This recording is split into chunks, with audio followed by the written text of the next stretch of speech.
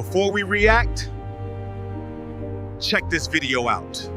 So now you want to talk statistics. Now you want to pull the pie charts, the bar graphs, and crime rates like they aren't cooked in your kitchen, stirred with your spoon, and served on your terms. Let me ask you something.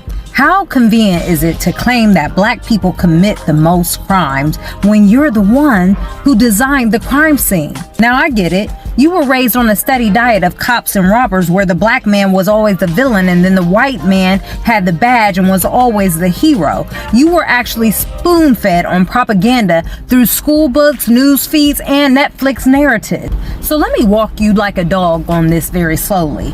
I'm not here to shame your ignorance. I'm here to expose the system that trained it. Isn't it funny how people who own the prison get to define the prisoner and make money off of it? Isn't it ironic that the group who created police force out of slave patrols now want to pretend that the bat has no bias? Isn't it interesting that you make the rules, write the laws, control the media, and fund the judges, yet we're the ones who are labeled lawless? But you know I'm always going to come with those receipts and historical and legal and cultural records. First, the origin of policing. The first formal police force in the U.S. was in 1704 Charleston, where slave patrols ran this thing. Their legal job? To hunt down enslaved Africans, beat them, and return them to property status. Even after abolition, the Black Code and vagrancy laws criminalized black freedom. Stand on the corner too long, and guess what? You just might get arrested. No job? Oh, we arresting you. Looking at a white man in the eyes too long? Oh, we gonna arrest you for that too. And what about the 13th Amendment loop? If you haven't seen the Netflix documentary, go check that one out, because it states neither slavery nor involuntary servanthood except as punishment for crime shall exist. Translation for those who get stuck on stupid: slavery was never abolished, it was rebranded. And see, here comes the convicted leasing, where black men were arrested for petty, often bogus, charges leased to corporations like the U.S., still to work in conditions worse than slavery. Yeah, and what about that crack versus cocaine thing? Sentences. Yeah, did you know in 1986 Anti-Drug Abuse Act, 5 grams of crack equals same sentence as 500 grams of powder cocaine, which is the higher purity? Who used crack? Black neighborhoods. Who used powder? White suburbs. And who got the time? Well, you already know that. I don't even have to spell that out for you. And what about the war on drugs, aka the war on black communities? Yeah, we know that. The whole thing in elementary school to keep a kid off drugs. Oh, well, we know CIA involvement in funneling crack cocaine into South Central LA. We know about that. The police were directed to over-police black neighborhoods while ignoring the white suburbia. And now, let's not talk about marijuana, how it's legal now, and you white entrepreneurs are making billions. Meanwhile, brothers who sold dime bags in 2002 still in prison and sitting in prison today. And what about this legal immunity for white criminality? Brock Turner, 3 months in jail for sexual assault. Ethan Couch, affluenza teen, no jail after killing 4 people. That math don't seem to be mathing. Meanwhile, black teen supposedly steals a backpack in Rikers Island. He's there for 3 years and no conviction. The math ain't mathing, Cletus. What's your excuse?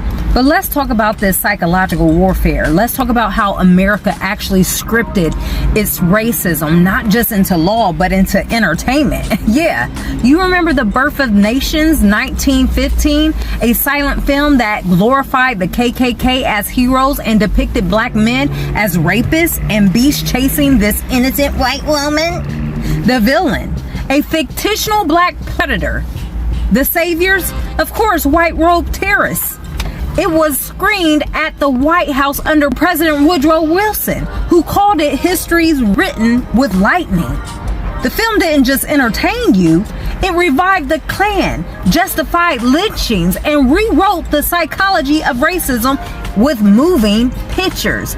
Let's see, what about those other cultural crimes? What about the minstrel shows, 1800s through the 1900s, where white men in blackface portrayed black people as lazy, although we built this country with free labor, foolish and subhuman?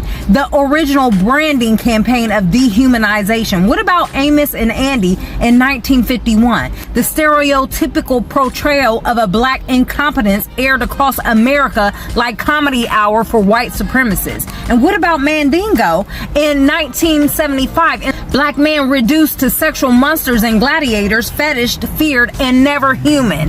And what about the Song of the South in 1946 Disney? Slavery reimagined as happy sing-along plantation propaganda for the whole family to view. All right, I guess you have amnesia and forgot that. And what about today? News headlines turn black victims into suspects and white terrorists into loners with a hard life. And let me be very clear, just in case you aren't getting it, you don't just own the courtroom, you own the camera. And when you write the script, you control the sympathy. You criminalize us in the courtroom and then re-imprison us in Hollywood. And let me tell y'all this. Y'all framed, falsely imprisoned, and you forgot about us. Oh, and before you get too cozy, quoting crime statistics, let's not forget the thousands of black men sitting in prison right now for crimes they didn't even commit. Let's talk about police who've been caught planting drugs, planting weapons, and fabricating witness testimonies and statements. Corrupt prosecutors who buried evidence, even when it meant a man lost decades of his life. Y'all didn't care about that right then, did you? No, you let it happen. And judges who looked the other way because closing a case mattered more than finding the truth. What about the Innocent Project? Reports that over 60% of DNA exonerations in the U.S. are black men. Make that make sense, Cletus. And yet, your beloved government, your sacred system, has passed laws in many states to block access to DNA testing after convention. Now let that sink in for you. They would rather leave an innocent man to rot than to admit the system is wrong and broke. So tell me again, who's the real criminal? The man sitting in the cell or the one who put him there in the first place knowing he didn't do it?